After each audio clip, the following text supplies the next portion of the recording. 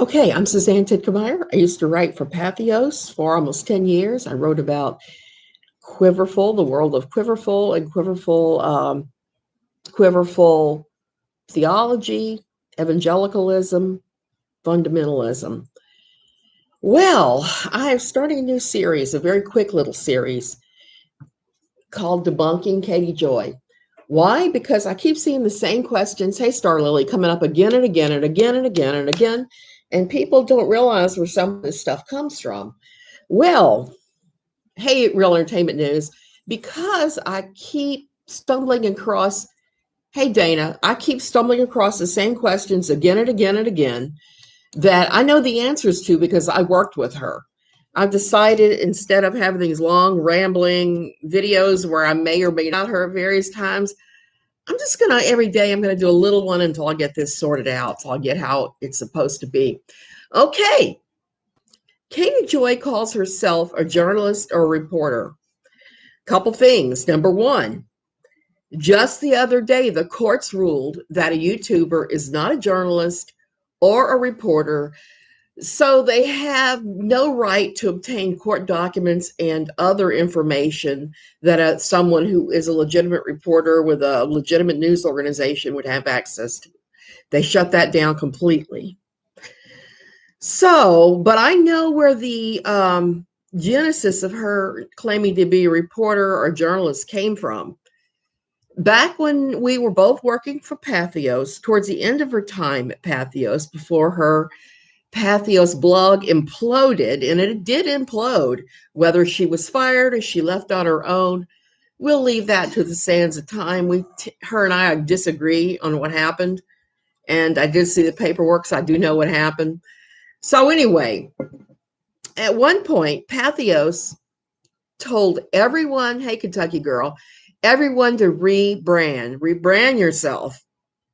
They no longer wanted anybody call themselves a blogger, even though the platform really started as a blogging platform. So at that point, it was no longer a blogging platform. They wanted us to rename ourselves, and some of the suggestions were given. Journalist and reporter were not on that list. Observer was. The one I chose to pick from their list was Daily Columnist, because I wrote every single day. Every single day. There were times when I wrote 4 or 5 times a day. If there was a lot happening, I would just jump on and do it. Why? Because there are always things happening. If you know that this is coming down the pike, it's like all of these KJ things. When we know she's being sued, we tend to jump on a lot sooner every time there's a little scrap of information, like she does with the Duggars. So journalist was not on that list. Daily columnist, writer, observer, all kinds of different other appellates were on there, but not journalist or reporter. We were not told to call ourselves that. I remember very distinctly, I had a conversation with her around that same time talking about this because she was unaware of it.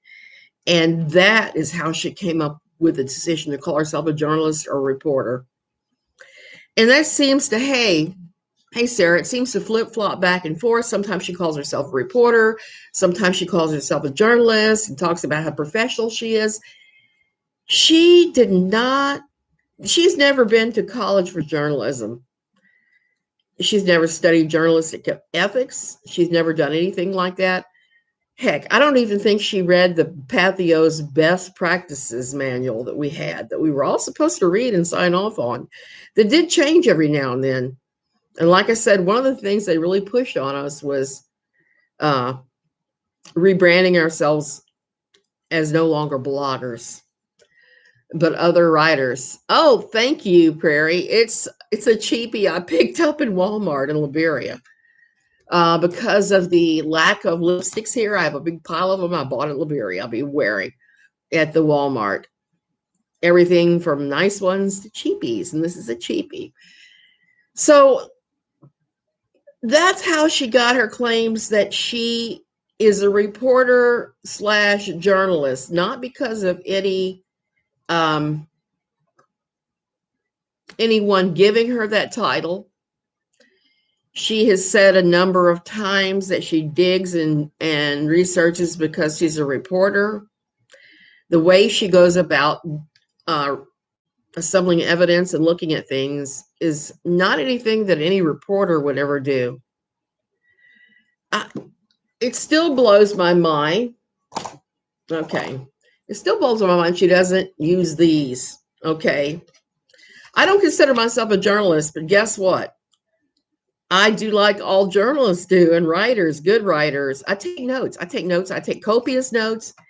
And when my notebook is all filled up, which this one has a lot more pages in it, it goes into a box, a special box I have, so that if anyone ever comes back on me on a story, I can say, hey, this is the date, this is the time, this is who I talked to, this is what they said, this is where that came from. So that's what I'm going to do every day. I'm going to do probably a 10-minute or less video explaining something little that everybody talks about over and over, but nobody seems to have the answer to. Did the court Prairie? Who knows at this point? Here's what is known. The hearing was publicly listed on the website for the court. No one had to hack in or get special passwords or anything like she's claiming. I know about 30 people showed up. I did not. I had other stuff going on. I had other fish to fry yesterday. So there's that. And after the people got on, apparently she discovered so many people were waiting for this virtual hearing. And apparently it sounds likely that she threw something of a fit and they just kicked the ball 2 months into the future. Apparently now she may be claiming to be a internet celebrity. And she may be trying to claim that the hearing needs to be private as a result, when it really does not. It's a simple TRO that she's trying to extend into an HRO or just a regular RO. And here's the thing about that. I got a little Miss Noble, who she has taken this out against, and who I'm sorry I blocked. I blocked her when all this went down because ain't nobody got time for that. So little Miss Noble has said that she was fighting it. So she was going to go to court and fight this, and that was yesterday. But Katie apparently caused them to kick it down the road with her claims of being a public figure, is my understanding. So they did not have the hearing. The hearing was kicked down. Internet pariah is what she is, actually. I agree with you there. Just my opinion. Don't sue me for having thoughts and opinions. So I don't know if the original TRO is in place for the additional 2 months, but I would guess that it probably is. Here's the interesting thing, and if I was little Miss Noble, I would hop on this. In the wake of the hearing, Katie Joy doxed little Miss Noble by saying her entire name on Twitter a number of times, and she started almost harassing little Miss Noble. She started talking about how little Miss Noble could not speak at all about the hearing, or she would be held in contempt of court. And then Katie proceeded to speak about the hearing. So that is likely also forbidden for her. It's not just... So if I were little Miss Noble, it looks to me like she has a case for being doxxed, a criminal case maybe, and for getting an HRO herself against Katie Joy, which would really make Katie Joy lose her damn mind. If I were Noble, I'd press for a restraining order against KJ. Most definitely, Robin, because we are seeing how Katie Joy behaves. We've seen how she goes after people with restraining orders and she lies on them. The one that she took out against Steve McRae, if you read through her description of everything, including claiming that they were in the same room and he sexually harassed her, it's right there on the documents. And I have joked about Steve's magic peen ever since then, saying, Steve, you must have a big one if it stretches all the way from California to Minnesota. And I've joked and joked and joked about that because she clearly was not in a room with him. She was in an internet room on a software used for streaming. And Bullinator was there too, who was one of Steve's behind the scenes people, one of like his director, I think. The same thing as KJ. That's exactly what would be funny. I would get a restraining order against her in a heartbeat if I was Little Miss Noble. I would also see about having her charged with doxing her, since she did reveal her name on that live stream and also on the her Twitter. She is just making some outrageous claims on Twitter. I think it's going to bite her in the ass. I told Steve McRae this morning, I've never seen somebody dig in their own grave so deeply with their own tongue before. She just needs to be completely quiet. I still think KJ was involved in planting Nat. I would not doubt that. I would not doubt that the whole Nat thing was a manipulation to have a get out of jail free card for KJ. I wouldn't doubt that one bit. When I knew her at Patheos, when I was still talking to her about things like the journalism thing that she's claiming, I had no idea about any of this bad behavior. I knew that she complained and whined and cried that nobody at Patheos was giving her strokes and compliments, even though, like I said, we were kind of a prickly bunch, Patheos non-religion. Nobody was going to give nobody any kind of warm and fuzzies. How can sexually harass someone in another state that person is not even in? First of all, what did Todd say about this? That is his wife, right? I don't know what Todd said about the sexual harassment claims, but I'm going to say this about them. She changes that story all the time. She told me that story well before her and I had our falling out. And I thought at the time, sure he did. Because she was saying that he was stalking her. She said that Steve McRae sent her death threats. She said that he tried to show her his penis.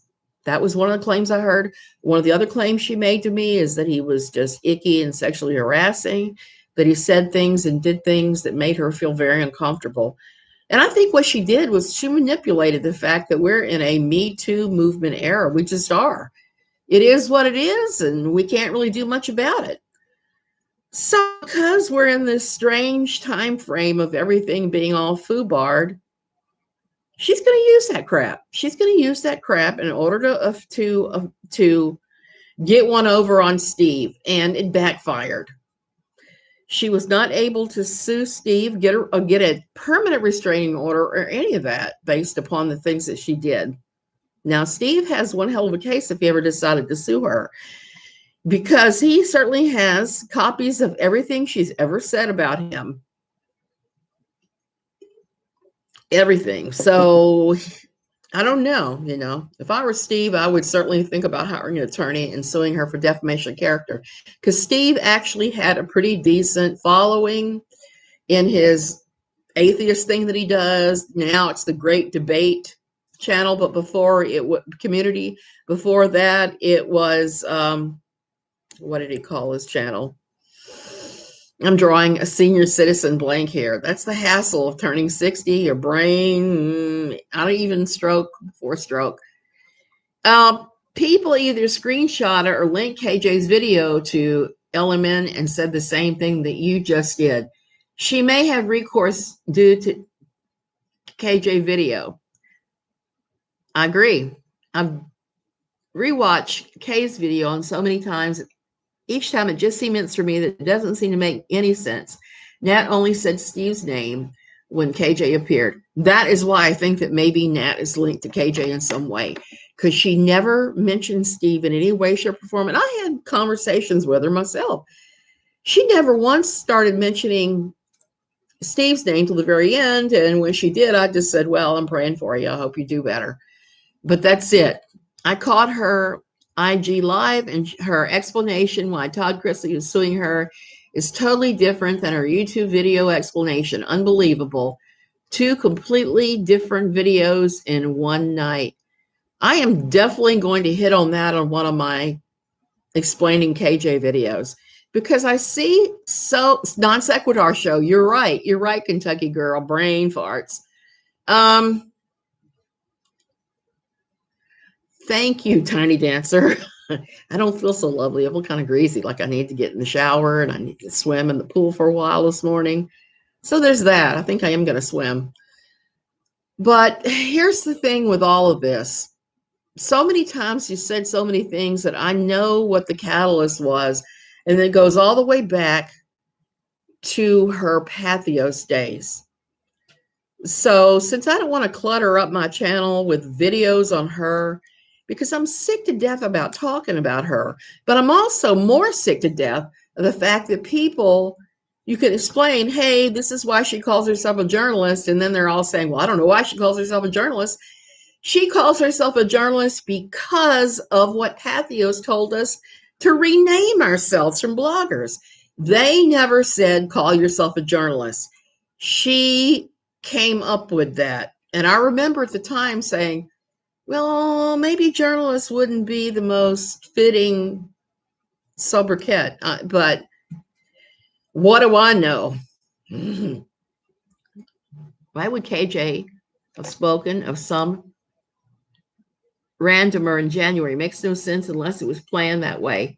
This crap is like a maze. I 100% believe she's involved with Nat, and both in setting innocent people up. I believe that now. I never did before, but I always thought, no, it's not possible true. You know, I want to evict her from my brain. I want to be able to say, hey, this crap happened. This crap happened. This is why she does this. This is where this came from in Patheos. I'm going to show you something really scary. Why do I want to evict her from my brain? So I don't do pieces of artwork like this, where I made her into a spider and I put all of the scandals at that time. I think this is 6 or 8 months old. And then on the back, I wrote a list of everybody she's been fighting with, and all the ones in red are recent that I've added that I didn't even have on this list. It's one hell of a long list. This is 2020 and 2021. And she does rename everything. Hey, Tra. She'd say something and then say she didn't say it. Donna, that is what she does. That is what she does. Like I said, this is one hell of a long list on the back of this stupid spider web I drew. I drew all kinds of happenings, like feeding tube frenzy. She's always talking about that. Bratty, Bo-Batty, because she was talking about Sophie Long. Alex, I'll take me for $1,000. I did not see that coming. Nazi. Steve McRae, gonad claims. Hackety Doodah, claims of hacking. Creator double feature. She's fighting with every creator under the sun. Word salad, mass emotions, because when she had her Tati case going on, there was crazy word salad kind of motions, and I know she had some hand in. Duggar digging. She's always trying to dig up some of the Duggars. Really, it's my job, which addresses what we're talking about today. Today is really, it's my job. Really, that's not your job. Your job is not to report on reality TV and YouTube drama. Your job number 1 is to be that little boy's mother. Job number 2 is to be Todd's wife. And I am not saying that in a creepy Lori Alexander fawn at his feet way. I'm saying that as a normal way, as in to help your husband be the best guy he can be and achieve his goals. Every wife owes it to their husbands to be supportive in whatever they're doing. That's reasonable and not criminal. I'm not sure that building guitars and having a band that has problematic symbolism and is on a problematic record company is really the way to go. Todd C. is savage. I'm loving his clap back on Twitter. I am loving it too. I'm just afraid that he's going to jeopardize his case by running his mouth. That's my only problem with it. She calls that patriarchy. Donna Britt, that is what she calls it. Oh, thank you, Sincere. She calls it patriarchy. And there is problematic toxic patriarchy. Toxic patriarchy would be not allowing you to see the checkbook or even know how much money is in your account because you're a mere woman. Having separate accounts and paying everything separately and maybe having your own money, if you're man and woman, not so much. Having to cook from scratch for every single meal and meet these huge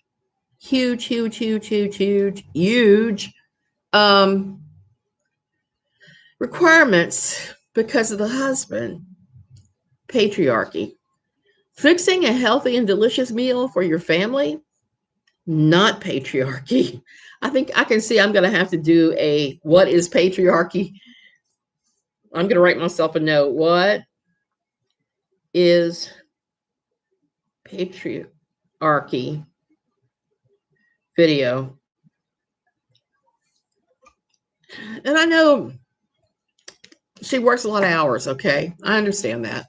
I know what that's like, but the thing is, you can't really call what she's doing. Don't tell Steve McRae I said this. I don't know if you can call talking about reality TV on the internet a career. I don't know. Maybe things are being redefined. I'm old. I've seen things be redefined again and again and again and again and again in my lifetime. And I don't know. Maybe it will morph into something that's a career or considered a career. We definitely do need a topic about patriarchy. They don't feel like a unit. She's in charge, and it's fine if you're in a marriage where the wife is in charge and the husband is fully 100% on board with that. That's 100% fine. That's you living your life to your strengths. Marriage is a give and take. Got to have some kind of interlocking abilities, or you're just have roommates with benefits. Hey, Jay said in her video that Nat either went to the authorities or the lawyers and owned everything she allegedly did. If true, why didn't KJ post the receipts? Franny, I don't have a clue why she didn't post the receipts. I think she should have. If that's true, she should have. Now, in my own personal talking to Natalie, she told me that she'd made it all up and that she had gone to the lawyers and the authorities and owned it. Well, she told that to me. I don't know if she ever did or not. I saw no receipts. And I answered that like I always answered Nat, because I always felt kind of sorry for her because she's in this bad spot. I told her, honey, I'll be praying for you. Or, okay, you did the right thing. And I don't know. It's this huge mystery. Nobody seems to know exactly what really went down and who did what. And that is a problem. One thing I have noticed about her is whenever there's any even slight problems that she might get popped for, or she's done something squishy, an animal suddenly becomes sick, or she starts talking about her son's heart problems. She is the queen of distraction. She's real good at that. She's learned it well. Somebody pointed out to her about changing the title 3 times in her Kool-Aid drinking subs when I asked the people for answering that question. I can answer that one. I could answer that one actually. Okay. I don't know if you know this, but there are programs online that you can use that will tell you what your SEO score is on your title. for both written and YouTube. And I know for a fact from talking to her about this, when we both worked at Patheos, this is another Patheos thing, that she took advantage of those things and used them. Her goal was to have the best SEO title ever to get the most hits. I never worried about that because I knew what I was writing about was such a specialized subset of fundamentalism that there weren't going to be that many people that were interested in it. It was going to be kind of outlier. So I never worried much about that. I don't worry much about this. I use my titles. If the title's not good, sometimes I'll go back and edit it. Like last night, I was going to talk about, I was going to talk about UFOs and Katie, but I had a Nigerian romance scammer pop up and I wanted to toy with him and he was loud and talking. So we went with that instead. And I moved my video and changed the title of the one I was going to do. Now we'll do that. But when she changes a title on a piece 3 or 4 times, you can be sure it is because of keywords. It is because of SEO placement. She wants the maximum hits. The thing that I think that a lot of people don't get is she didn't write because she loved to write. She doesn't do YouTube because she loves to YouTube. She does it for clicks and coins. And she's a clickbait queen also. Yes, she most definitely is. Exactly, Donna. She's ran her mouth, and the only thing that's happened are the 2 restraining orders. That's exactly right. So there she is running her mouth about all this stuff. She doesn't understand that if you're involved in a lawsuit against somebody, either way, whether you're the defendant or the plaintiff, your best bet is to do like Tati Westbrook did when her lawsuit was pending. Tati shut up. She got off social media, shut off YouTube, which is all I can say is Tati must have the world's best self-restraint because she got off and she didn't answer anything until after the settlement. She came back on. She was classy. She didn't talk about it. She didn't throw crap at Katie, even though she could have, because she forced Katie to settle. And she got what she needed, which was the information about Clark Swanson that may or may not actually be true that Swanson is saying is a falsehood. They're going to have to sort all this out in court. I don't have an answer for any of this. I just know it looks pretty crazy from here. All of it does.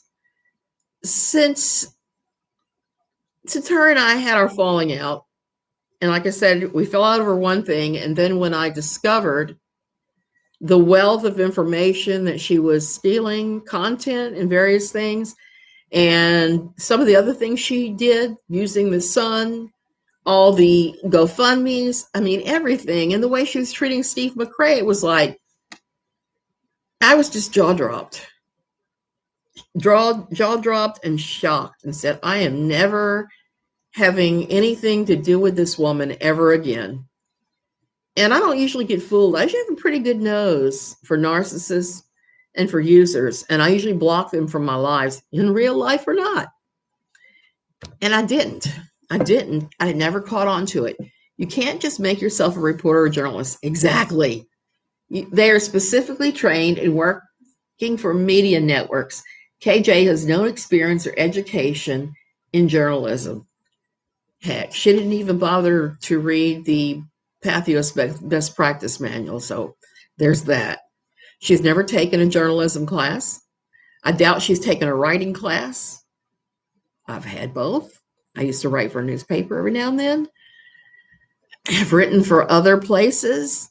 Shoot, I write under about 3 different names so that I can keep writing. If you're a writer, you will want to write a lot. It will spill out of you like, I guess, diarrhea or vomit. But you won't do these calculated things that she's doing. You just won't, because you understand that it's ethically wrong. Now, I saw it mentioned in a bunch of forums that she suffers from Munchausen's by proxy. I don't know. I don't know if I believe that or not. But I think that it's one of those things that it bears some examination. I think that we're going to have to look at that at some point and see what the symptoms of Munchausen's by proxy are and see where they line up. I think it's there's just so many things that could be said about her. So here's the main one that I want to keep. Her grammar is beyond atrocious. And all the time she says like and whatever. And what's another one? You know, and I'll give her a pass on the uhs because a lot of people say those. When I used to work for the USO and would have to get up and give these lengthy briefings at the board meetings, they would count our ums and ers, and all of us said it. All of us, everybody working there, and we were a pretty educated bunch. So there's that. The mistake she made in her writing is ridiculous. Her writing is not as exactly. Her writing is not very high level. Dr. Maria, I believe you're right. Her grammar is maybe middle or high school level. And she never uses words that you would use if you're a writer.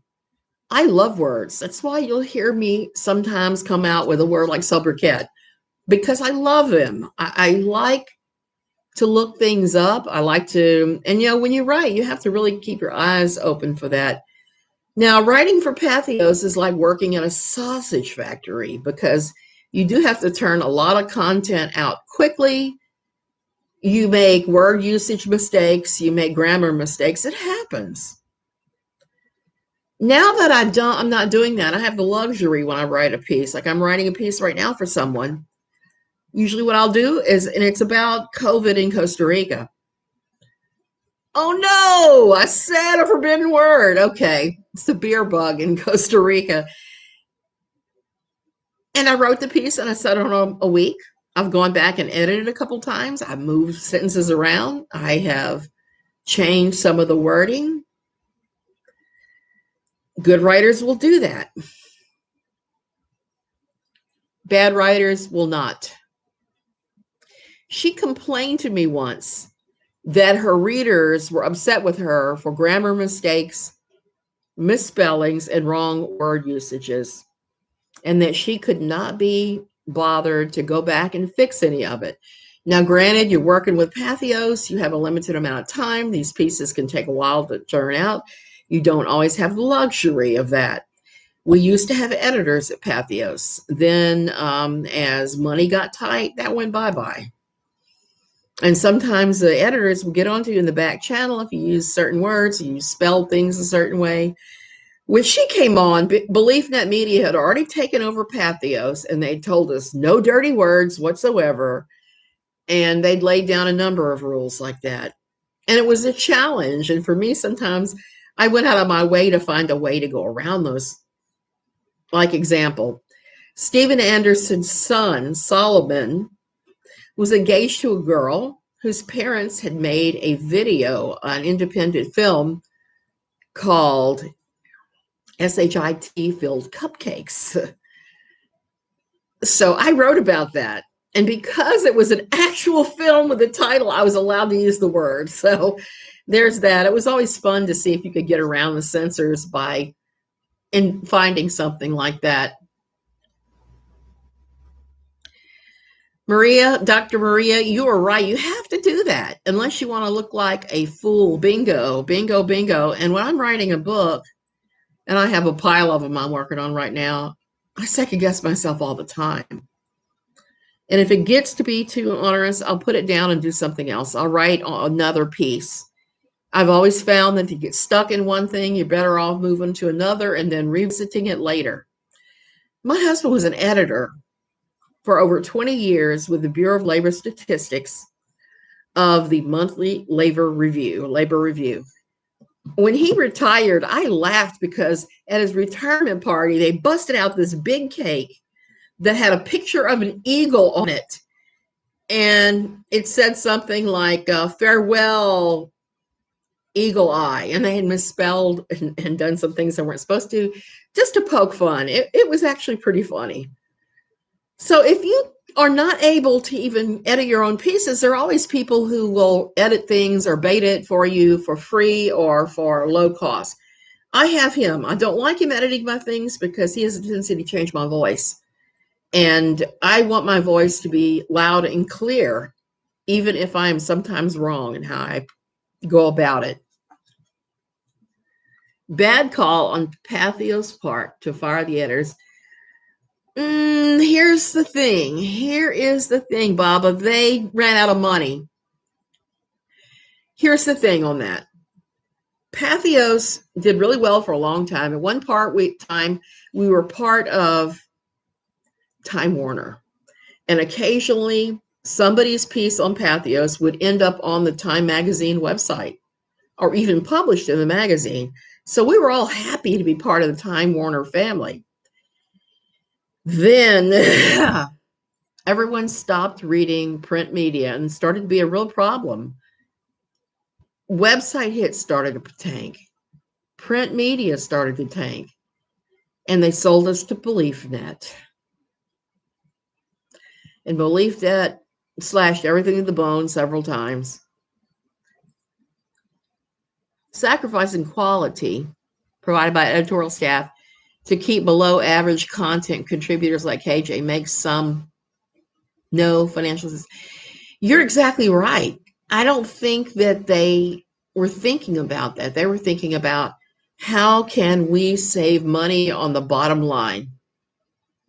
That was really it. And that's one of the things that when Catherine ended her run with Patheos, and I said I only talked 10 minutes here, I'm 36 minutes. When she ended her run with Patheos, let me tell you something. It was bitter, it was contentious, it was nasty. There were accusations flying from both sides. Phil Fox of Patheos and Katie Joy had some very unfriendly words that they tossed between them. I saw the emails.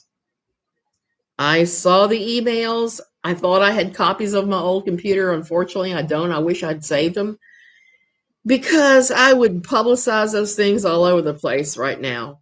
I was pretty shocked when I saw them because most of my correspondence with the powers that be at Patheos were friendly. Most, not all. I had a few head knockings over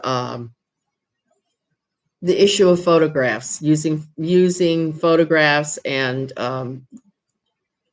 coming up with photographs that don't violate copyright. Not that I was trying to violate the copyright. Oh, no. I started using my own photos so no one could ever accuse me. If I'd see something weird, like an odd church or whatever, I'd take a picture and use that for Patheos. And I was pretty soundly spanked for doing that, saying that was unprofessional. And I don't see how. That's your name on those pieces. They reflect your work. Yes, Baba, I agree. And I wish we would have had a buddy system with coworkers. I wish we would have made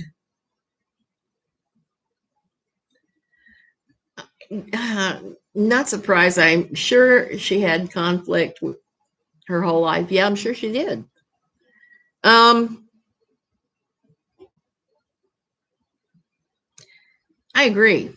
Bad decisions for wrong reasons that keep accumulating. And here's the other thing I want you to remember about KJ and Patheos. When I made the decision to step down from writing for Patheos every single day, I did like everybody else. I gave my goodbye, so long, farewell speech that everybody gives. They let it skip a month and then they took that down. That's their policy. They don't want those things lurking around forever. I wish they'd left it up because it definitely explained my decision to stop writing every day. And like I said, I was there almost 10 years. So it was a long slog for me. But that's the only piece of mine they've taken down. Every other piece is still up. Even the SHIT filled cupcakes piece, they're still up.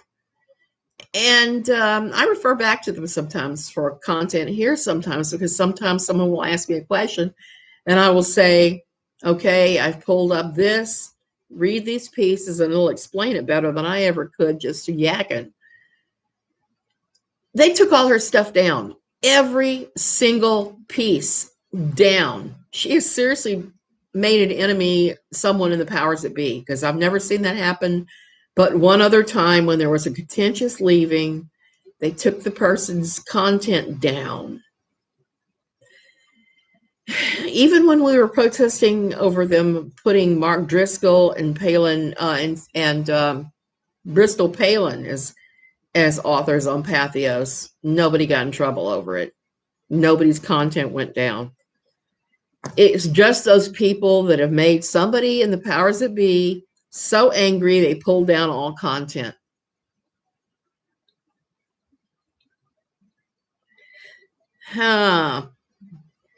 That's the worst way to one's self or company out of a financial hole. Being reactionary does not get you the company ahead in business in the long run. I absolutely agree. Hey, Karma. So I'm not wearing my colander crown today, so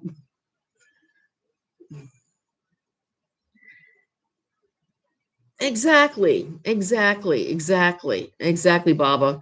And like I said, they kept cutting us all to the bone and all what was going on. We all started getting a whole lot less money. KJ made the mistake of coming on when the money had been cut. And a lot of people were leaving for greener pastures like YouTube or I know a lot of people are doing podcasts now that once wrote for Patheos. They found it was not financially advantageous to keep doing so. So they left, and I don't blame them. You know, I have the luckiest of all lives. I am retired now. I am less than a year from being able to collect Social Security. I never thought I would live long enough to collect Social Security, number one, and I never dreamed it would be there for me to collect. So this is actually a pretty big victory. So here I am in Costa Rica, living off interest from investments. And my husband is getting all of his full retirement from the federal government. So for me, writing for Patheos or even ranting here is not a big deal. It's just what I do. I do it for fun. I actually started using my channel again to rant about KJ. When I got tired with that, I said, well, I'm going to use this to promote my Costa Rican book, in which I'm still in the process of writing because things have changed as far as shipping things here. Things change all the time. I want it to be the most updated before I publish. KJ is like a Category 5 hurricane. Everything she touches, she leaves an absolute disaster. That's true. That is true. And that's the sad thing. I'm just going to say this as I close. She could have made a mint, I believe, if she had merely stuck to the issues of having a chronically ill child. There are people out there that are doing that, and she should have stuck with that. There's a need for that. When my daughter went through her issues, we didn't have the internet back then. I got to think.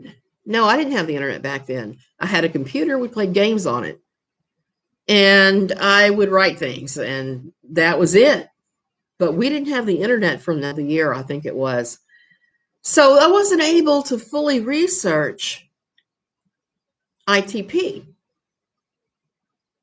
And I would have loved to have found somebody that I could have turned to who'd tell me how to manage a feeding tube, how to manage a port, all kinds of things that impacted us that I would have loved to have heard. And she could still do that. Here's the thing. I am still a believer in God. Maybe a nominal believer. I'm not going to church as much anymore. But here's the thing. I do believe in redemptions. I believe in second chances and forgiveness.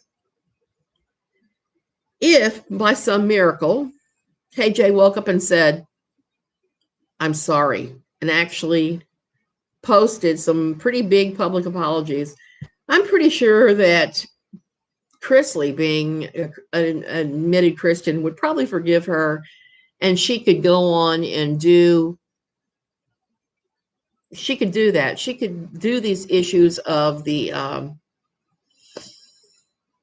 things surrounding having a chronically ill child and do well at it. But that requires some humbling and some admission from her that she's wrong, that she's done some things that are squishy and morally reprehensible. And I don't see that happening the way she is right now. I think it's going to take hitting rock bottom for that to happen. And when you hit rock bottom, sometimes the only place you can look is up. I've hit rock bottom myself a number of times in my life. It happens. Life will sometimes serve you that S-filled cupcake. And you just got to get through it and do your own thing.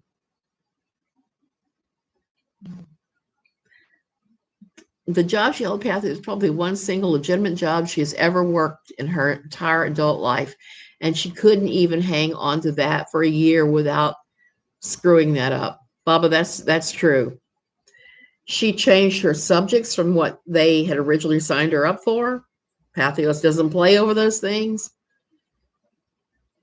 Communities are everything with illnesses. When my dog went blind, they held my hand through it and gave me the inside scoop on what works. Her resume is on LinkedIn. I shudder to think what's on that. But here's the thing. Like I said, community is everything. A community dealing with how to deal with having sick children would be awesome. In my mass cell, I've been in a number of communities, including Reddit's illness fakers, because when you have chronic illnesses, you have people that are gonna make crazy claims. Like one of the mass cell groups I was in, somebody said that their 6-month-old baby had been diagnosed with it. I know for a fact they won't diagnose you if you're not at least a teenager. If you don't have this history of these life and death kind of reactions, you won't get diagnosed. I try ambulance girl. I don't know that I would probably struggle with forgiveness of her. I would extend it, but I would be going, I'd be grumbling inside. And I have had situations like that. My husband is much better at that than I am. He is much better at just letting those things go. There are certain family members that I avoid because I have such a trouble with it, even though I told them I'll forgive them. I just avoid them. I don't want to be hurt again. So there's that. And I think there's wisdom in knowing that there's some people in your life that if you let them back in, they're just going to create more havoc. So you don't do that. Even if I ever forgave KJ for everything she did, I would still never let her back in my life. Never, never, never. Forgive, but never forget. Just saying. You are exactly right about that, Janine. Finance for a bank and admission specialist for college. Laugh out loud. I think that college was one of the ones that I keep reading is one of those online ones. It's somewhat morally squishy. It doesn't always mean forgetting. Sometimes it means a person has to earn your trust back, and sometimes that takes some doing. But there's that. So anyway, I urge you guys, keep short of fenceless. Watch, because I am going to start doing these every couple times a week. I'm going to start doing these things to explain where certain things came from out of Patheos, because she has misrepresented a lot of that too. She's misrepresented what the Patheos lawyers actually do. She's misrepresented what they told us to say and call ourselves. She seems to be one of these people. I don't know if she misunderstands and conflates things in her mind, or she just gets off on the line. There are people that like to lie about every tiny little detail. And she might be one of those. Without her going for a complete mental evaluation and publicizing it, I think we're going to never know. Okay, you guys, I'm going to go. Dr. Marie, I totally understand that. Whenever I see these things where she calls herself a journalist, and or somebody says, "Hey, she's a journalist" or something. I'm like, no, that's Patheos told her to rename herself. She is. She is most definitely. Considering she likes this at the age of 42, yeah, all bets are off that she'll ever change the tune. And just one other quick thing, I got to say this: I watched Dr. Phil yesterday. I don't like Dr. Phil very much, but if I'm having a day where I just want to sit around and crochet, I'll watch him every now and then. And he said something that was so deeply profound that it actually struck me. I was like, whoa. People who lie like that, who lie about small things, they develop that as children. That happens in the home. They develop it as small children. It's a coping mechanism for being blamed. If you're blamed and chewed out and treated poorly as a child, this can develop. And I think that might be in here. Something squishy, weird, and wrong out of her childhood is making her lie. So all you have a great day. I'm going to go off. I need to do some gardening and swimming and a bunch of other things. I'm looking at my poor dried out plants. They all need water.